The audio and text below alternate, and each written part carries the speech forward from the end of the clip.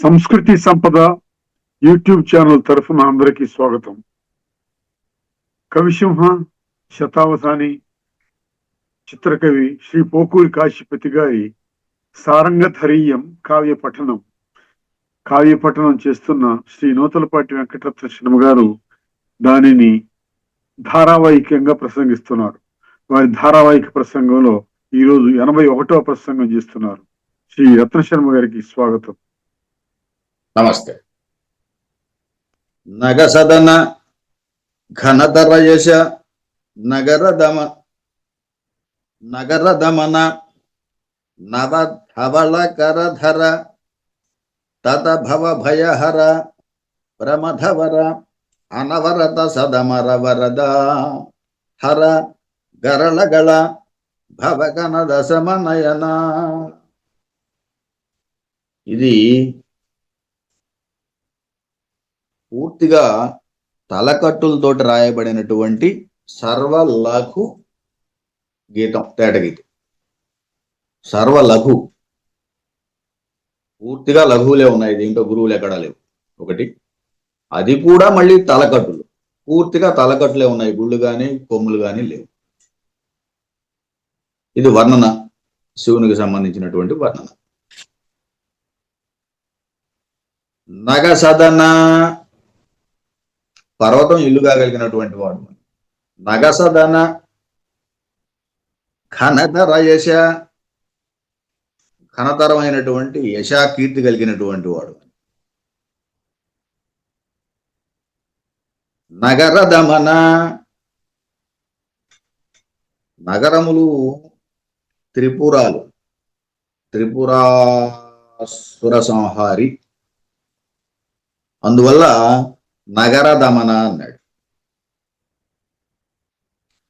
త్రిపురములను కూడా అణచినవాడు, సంహరించినవాడు కాబట్టి త్రిపుర దమన, నగర దమన అన్నాడు. నగరములు, పురములు, త్రిపురములు. నగసదన అన్నప్పుడు కూడా హిమాలయంలో ఉన్నటువంటి కైలాసం ఆయన నివాసం, అందువల్ల పర్వత నివాసం. అది నగసదన, ఘనతరమైనటువంటి యశస్సు కలిగినటువంటి వాడు, త్రిపురాలను కూడా అణచినటువంటి వాడు. నగర దమన నవధవళ కరధర, నవధవళ కరధర, తెల్లనైనటువంటి కిరణాలను ఇచ్చేటువంటి చంద్రుని ధరించినటువంటి వాడు. నవధవళ కరధర, తెల్లనైనటువంటి కిరణాలను ధరించినటువంటి. నవ అని ఎందుకు అన్నాడు అంటే నూతనమైన. సాధారణంగా ఆయన తల మీద ఎప్పుడు కూడా చంద్రవంకలాగా ఉంటుంది, బాలచంద్రవంకలాగా ఉంటుంది. నవధవళ కరధర తత భవ భయహర, భవ భయహర, సంసారం అనేటువంటి భీతిని అణచువాడు అని. భవ భయహర, తత అంటే విస్తారమైన, చాలా ఎక్కువైనటువంటి, అధికమైనటువంటి సంసార భయాన్ని పోగొట్టేటువంటి వాడు అని. తత భవ భయహర ప్రమథవర, ప్రమథగణాల్లో శ్రేష్ఠుడు. ఆయన ఎప్పుడు కూడా ప్రమథగణాలతో ఉంటాడు. భృంగి ఇలా. అనవరత సదమర వరద, అనవరత ఎల్లప్పుడూ కూడా, సద అమర వరద, శ్రేష్టమైనటువంటి దేవతలకు వరములను ఇచ్చేటువంటి వాడు. వరద, శ్రేష్టమైనటువంటి అమరులందరికీ కోరిన కోరికలు తీర్చేటువంటి వాడు, వరాలను ఇచ్చేటువంటి వాడు. హర, హరుడు అనే పేరు కలిగినటువంటి వాడు. గరళగళ, గరళము గళమునందు కలిగినటువంటి వాడు. విషము, గరళం అంటే విషం, విషము కంఠమునందు ఉన్నటువంటి వాడు. క్షీరసాగర మదనం తెలుసు కాబట్టి అందులో అన్ని పుట్టిన తర్వాత మొట్టమొదట పుట్టిందే విషం, తర్వాత అన్ని పుట్టింది. కాబట్టి ఆ విషాన్ని దేవతలంతా భయపడినప్పుడు శివుడు ముందుకొచ్చి ఆ విషాన్ని చిన్న ముద్దలాగా చేసుకుని గొంతులో పెట్టుకున్నాడు.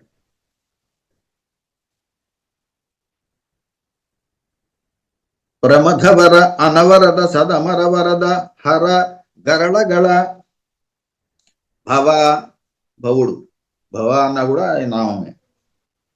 కనల అసమనయన, ప్రకాశిస్తున్నటువంటి అసమనయన కలిగినటువంటి వాడు. అసమనయన, సమనయన అసమనయన, సమ అంటే రెండు సమానమైనవి, అసమనయన మూడు, ఆయన త్రినేత్రుడు కదా, అందువల్ల అసమనయన అయినటువంటి శివుణ్ణి ప్రార్థిస్తూ చెప్పినటువంటి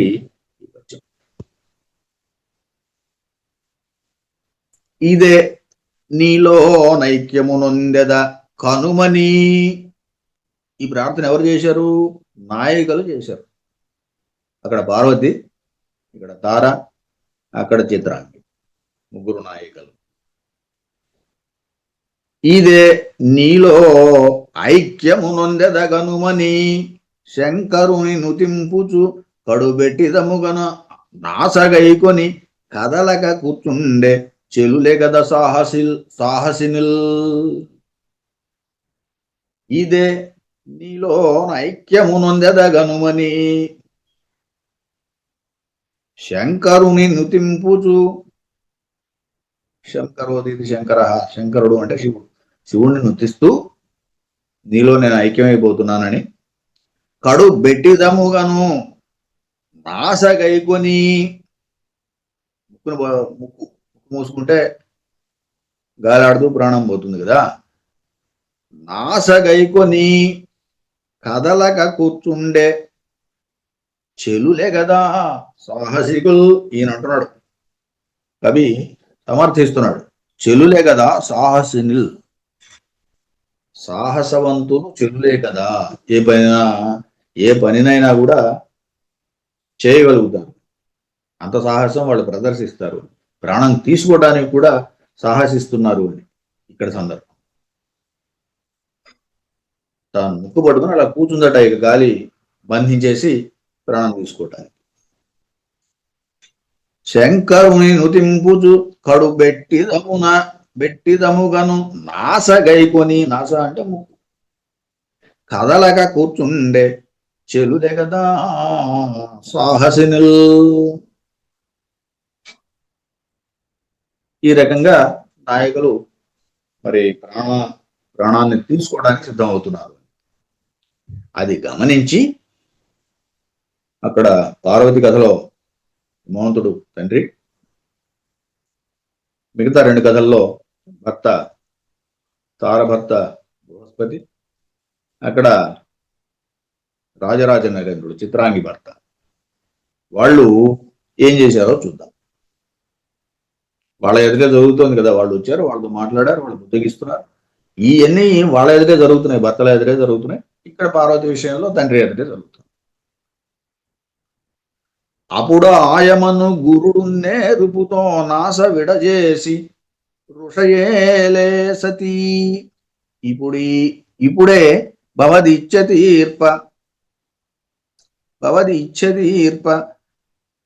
తీర్పనే చెపలముకో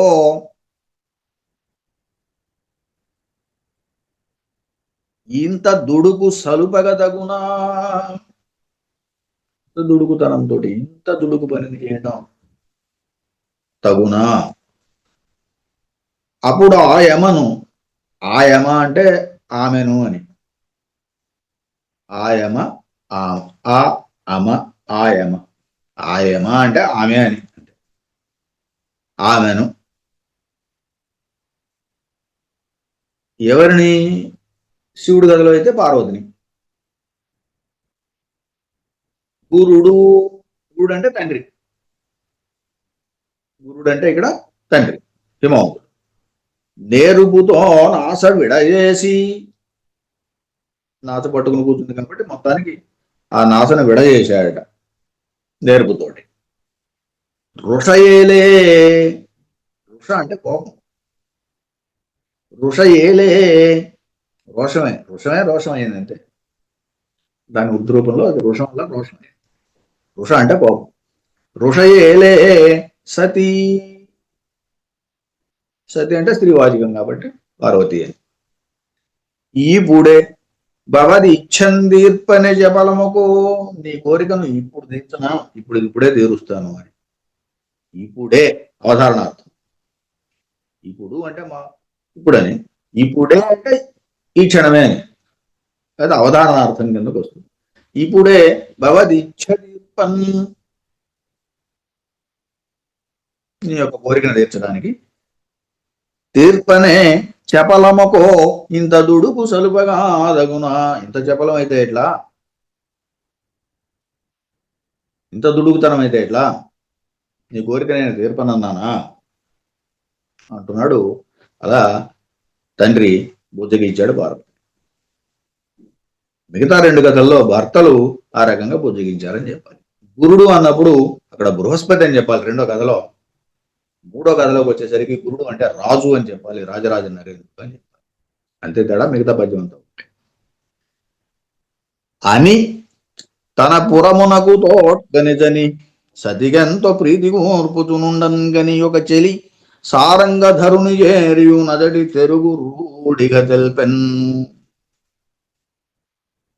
అని తన పురమునకు తోడ్కొనిజని సతికెంతో ప్రీతి కూర్చుచునుండన్ కని ఒక చెలి సారంగధరుని చేరియు అతడి తెరగు రూఢిగా తెలిపెన్. ఇక్కడేమైంది, ఒక చెలికెత్తే సారంగధరుడి దగ్గరికి వెళ్ళింది. సారంగధరుడు అంటే 3 కథల్లో 3.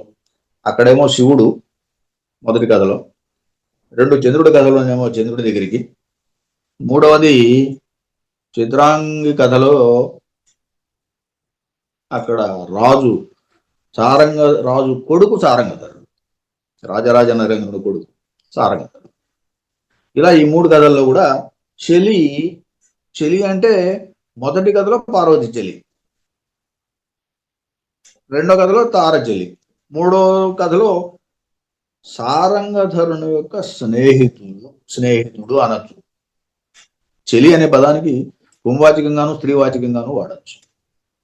ఇది అని తన పురమునకు కొనిజని, తన పట్టణానికి తీసుకువెళ్ళి, ఆయన పట్టణం ఎవరిది, హిమవంతుని పట్టణం, ఓషధీప్రస్థపురం, అక్కడికి తీసుకెళ్ళాడు హిమాలయంలో. తన పురమునకు తోడ్కొనిజని సతికెంతో ప్రీతి కూర్పుచునుండెన్, పార్వతికి చాలా సంతోషం కలిగేటట్టుగా చూసుకుంటున్నాడు. కానీ ఈ సంగతి చూచి ఒక చెలి సారంగధరుని చేరియు, శివుని దగ్గరికి వెళ్ళి అతడి తెరగు రూఢిగా తెలిపెన్. అక్కడ ఏం జరుగుతుందో అదంతా కూడా ఆయన శివునికి చెప్పింది. రూఢిగా తెలిపెన్. మిగతా 2 కథల్లో అయితే చంద్రుడికి చెప్పారని ఒక చెలిక స్నేహితులు, అక్కడ 3వ కథలో అయితే స్నేహితులు సారంగధరుడికి చెప్పారు. కాకపోతే చెలి అనే దగ్గర మాత్రం స్త్రీవాచకంగాను పుంవాచకంగాను వాడతాం కాబట్టి పార్వతి చెలికత్తెలని చెప్పాలి అక్కడ. ఇక్కడేమో సారంగధరుడికి చంద్రుడికి స్నేహితులు అని చెప్పారు. ఈ విషయాన్ని ఆయనకి చేర్చారు. అక్కడ బృహస్పతి బుజ్జగిస్తున్నది, ఇక్కడ రాజరాజ నరేంద్రుడు బుజ్జగిస్తున్నది కూడా స్నేహితుల ద్వారా అక్కడ చంద్రుడికి చేరింది, ఇక్కడ సారంగధరుడికి చేరింది. విషయం స్పష్టంగా 3 నాయకులకు తెలిసింది. ఇటుల విననాసతి ఎంత జాన ఔరా గురునకు నాపై వేరే సంశయము గలుగనట్లు బోధించి ఆత్మలోన నే తలచిన రీతిగా నయనచ్చే. ఇటుల తెలిపిన ఈ రకంగా చెలికెత్త శివుడికి చెప్పగానే ఆ సతి, సతి అంటే ఇక్కడ స్త్రీ వాచకం, సాధారణంగా స్త్రీ అని అర్థం, ఇక్కడ పార్వతి అని చెప్పండి. ఆ సతి ఎంత జానతనం అనేది నేర్పరితనం అని అర్థం, ఎంత నేర్పరి అని. ఔరా గురునకు నాపై వేరే సంశయము కలుగనట్లు బోధించి, గురునకు తండ్రికి హిమవంతుడికి నా పైని శివుడి పైన వేరే సంశయము కలుగనట్లు బోధించి, ఎలాంటి సంశయము కలగకుండా ఉండేటట్టుగా బోధించి, ఆత్మలో నన్నేదలచిన రీతిగా నేనొచ్చే, నేను ఎట్లా అనుకుంటున్నానో అట్లాగే చేసింది సరిగ్గా అని శివుడు అనుకుంటున్నాడు.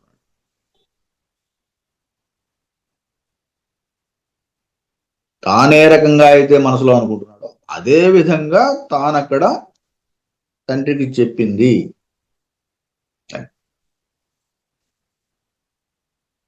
అలాగే చంద్రుడి కథలోకి వచ్చేసరికి ఇటుల తెలిపినన్, ఈ రకంగా చెప్పగా తెలియజేయగా చంద్రుడికి ఆ సతి ఎంత జాణ, ఇక్కడ తార, ఆ సతి అంటే ఆ తార, ఎంత జాణ ఔరా గురునకు నాపైని వేరే సంశయము కలుగనట్లు బోధించి. గురునకు అంటే బృహస్పతికి నా మీద ఏ రకమైనటువంటి సందేహం కలుగకుండా బోధించింది, సందేహం కలిగించకుండా బోధించి, ఆత్మలో నన్నే తలచిన రీతిగా, ఆత్మలోననే తలచిన రీతిగా నేను మనసులో ఎలా అనుకుంటున్నానో అలాగే ప్రవర్తించింది కదా.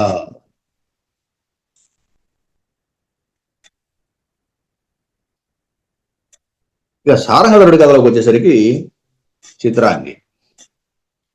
ఇటుల తెలిపిన ఆ సతి ఎంత జాణ ఔరా గురునకు, ఇక్కడ రాజుకు, భర్తకు గురు, ఇక్కడ రాజు, ఆపై నాపైని వేరే సంశయము కలుగనట్లు బోధించి, ఇక్కడ సమస్య, వేరే సంశయము కలుగగా, కలిగేటట్టుగా అని, కలుగన్ వరకు విడగొడితే కలిగేటట్టుగా అని అర్థం వస్తుంది.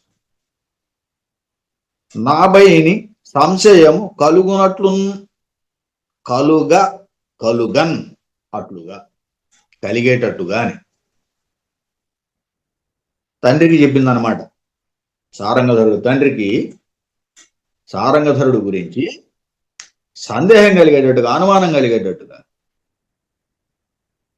చిత్రాంగి చెప్పింది. వేరే సంశయము వేరే సంశయం కలిగే విధంగా అట్లు బోధించి, ఆ రకంగా బోధించి, ఆత్మలో నన్నే దలచిన రీతిగా నేను మనసులో నేనైతే సంశయపడుతున్నానో, సందేహపడుతున్నానో మీద ఏ రకమైనటువంటి, ఎలాంటి విధంగా చెబుతుందో, నన్ను ఎలా అనే భయం కొద్దీ ఈయన లోపల ఆలోచిస్తున్నాడు. సరిగ్గా అదే రకంగా తండ్రికి, సారంగధరుని తండ్రికి, రాజరాజ నరేంద్రుడికి చిత్రాన్ని చెప్పింది. ఉన్నవి లేని చెప్పిందని అనుకున్నాను కదా అంతకుముందు. కాబట్టి వాడు నన్ను పట్టుకున్నాడు, లాగాడు, ఇదిగో వాడు ఉత్తరం అని చెప్పి ఏదో చెప్పింది కదా. ఆ కథ అంతా ఒకసారి మనం మననం చేసుకున్నట్టయితే, కావాలనే ఉద్దేశపూర్వకంగానే సారంగధరుడి మీద మోహం కొద్దీ వాడు దొరకలేదు కాబట్టి వాడిని సాధించడానికి సిద్ధమైంది నేను మనం తెలుసుకోవాలి అని యోజింపుచు, నేర్పరులను హితులను పరమహర్షులను చెంగటికి కొనకొని పిలిపించియు ఇట్లని పలకదొడంగెనా అతను భయాప్తిన్ అని యోజింపుచు, ఆ రకంగా ఆలోచించుకుంటూ, నేర్పరులను, బాగా నేర్పున్నటువంటి వాళ్ళు, తెలిసిన వాళ్ళు, నేర్పరులను హితులను, మంచి తెలివే కాదు, బుద్ధిమంతులు కూడా, హితులు కూడా, తనంటే ఇష్టపడేటువంటి వాళ్ళు కూడా, హితులను పరమహర్షులను, వరమహర్షులను, పర ఉత్కృష్టమైన, వర అన్నా కూడా అదే సరే, మహర్షులు అంటే గొప్ప ఉత్కృష్టులైనటువంటి మహర్షులు అని. చెంగటికి కొనకొని పిలిపించి తన దగ్గరికి పిలిపించుకున్నాడు మహర్షుల్ని. శివుడు పిలిపించుకుని, వాళ్ళు పైగా హితులైనటువంటి మహర్షులు, శ్రేష్ఠులైనటువంటి మహర్షులు, నేర్పరులు కూడా అయినటువంటి మహర్షుల్ని పిలిపించుకున్నాడు. ఇట్లని బల్కతోడంగనాతడు అతను భయాప్తి, ఇట్లా మాట్లాడుతున్నాడు. ఎవరికో ఏ భయంతో అంటే అతను భయాప్తి అన్నాడు ఇక్కడ. అతను భయాప్తి అంటే మన్మథ భయంతో అని. అతనుడు కదా మన్మధుడు. అతను భయాప్తి అని యోజింపుతు నేర్పరులను హితులను పరమహర్షులను చెంగటికి కొని కొని పిలిపించి యూనిట్లని బల్కతొడగనాతడు అతను భయాప్తి. ఇక్కడ రెండో కథలో, చంద్రుడి కథలో, హితులు అంటే చెలిక స్నేహితులు, అంటే తన అంటే ఇష్టపడేటువంటి వాళ్ళు చెలికాంతులు అని. అలాగే పరమహర్షులు అంటే మిక్కిలి సంతోషం కలిగినటువంటి వాళ్ళు పరమహర్షులు. ఇందాక పరమహర్షులు అని విడగొట్టాం, ఇప్పుడు పరమహర్షులు అని విడగొడతాం. మిక్కిలి సంతోషం కలిగినటువంటి వాళ్ళము అని. చెంగటి కింద కొనకని దగ్గరికి పిలిపించుకుని ఇట్లని పలకదోడంగా అతడు, ఆ చంద్రుడు ఇలా పలుకుతున్నాడు అని. ఇదంతా కూడా మళ్ళీ సారంగధర కథలో కూడా, అక్కడ సారంగధరుడు ఇదిగో ఈ నేర్పరులను, హితులను, పరమహర్షులను, తనంటే ఇష్టపడే వాళ్ళందరినీ కూడా పిలుచుకున్నాడు. స్నేహితులను పిలిపించుకున్నాడు, హితులను పిలిపించుకున్నాడు. చెంగటికి కొనుకొని పిలిపించియు ఇట్లని పలకదొడగే. ఈ రకంగా అతడు భీతి చేత, అతను భీతి అంటే తక్కువ గాని భయము అని, అంటే చాలా అధికమైన భయంతో అని కూడా.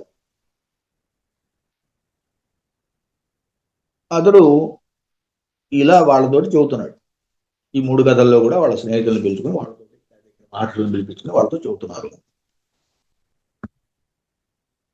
హితులార ప్రౌఢిమ హిమవంతుడనదగు,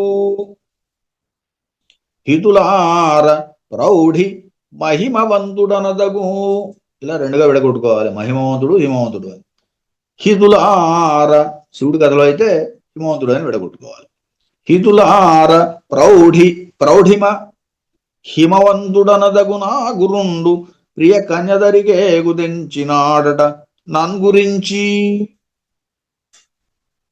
ఆ రమణి కళ్యాణమునందనాయనకునేమో చెప్పి తద్ హృదయము నొప్పించనట. కాన మీకు నాపైని పేర్మిగలదేని.